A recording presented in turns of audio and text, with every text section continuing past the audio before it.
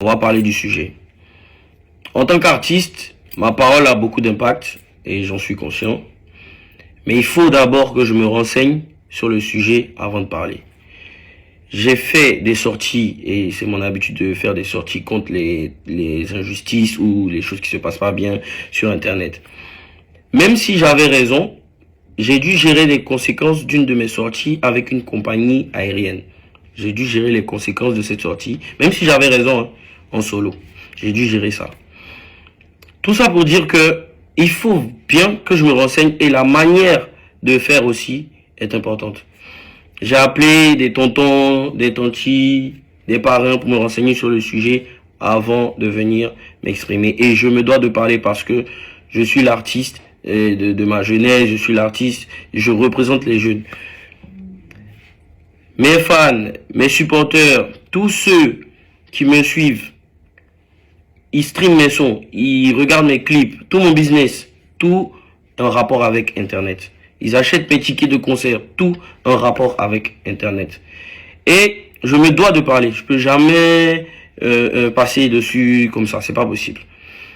Donc, en tant que représentant de la jeunesse, j'ai décidé de me renseigner et de bien connaître le sujet. Bref. 63% de la population en Côte d'Ivoire n'a pas accès à Internet. Ça, c'est déjà un gros problème. 63% de la population en Côte d'Ivoire a des problèmes pour trouver du travail sur Internet, commander en ligne, régler des achats en ligne, se faire sauver même par police secours, avoir accès à Internet. Bref, 63%, écoutez bien, hein, 63% de la population n'a pas accès à Internet. C'est grave ça, déjà pour commencer. Internet ne doit pas être un luxe en Côte d'Ivoire. Internet doit être une nécessité en Côte d'Ivoire. H24. Donc c'est pas possible de hausser les prix d'Internet comme ça du jour au lendemain.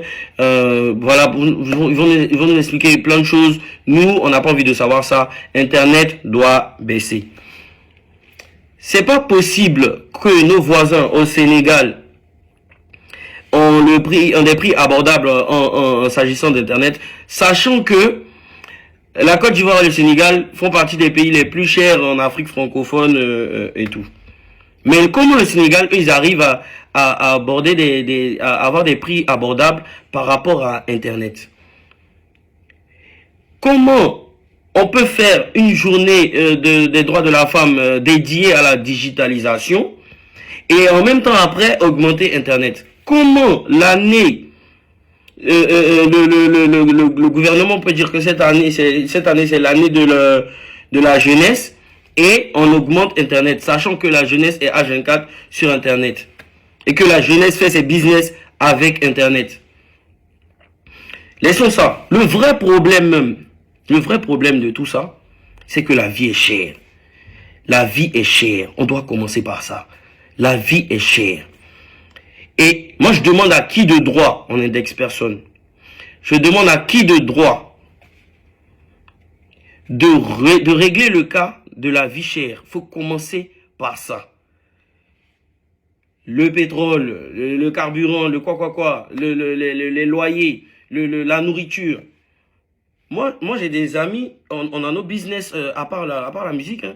Mon père même a perdu son restaurant avec cette affaire de vie chère, malgré que son restaurant marchait. Hein. Parce que moi-même, je partais là-bas, j'envoyais mes amis là-bas et tout et tout. Dernièrement même, on devait faire un déménagement pour mon père, ils ont demandé 5 mois de loyer. Pourtant, le gouvernement a dit que maintenant c'est 3 mois ou je sais pas quoi. Mais en tout cas, les choses ne se font pas comme elles doivent se faire. Et tout ça, c'est un rapport avec la vie chère. Internet, c'est juste la goutte d'eau même qui est venue. Bref.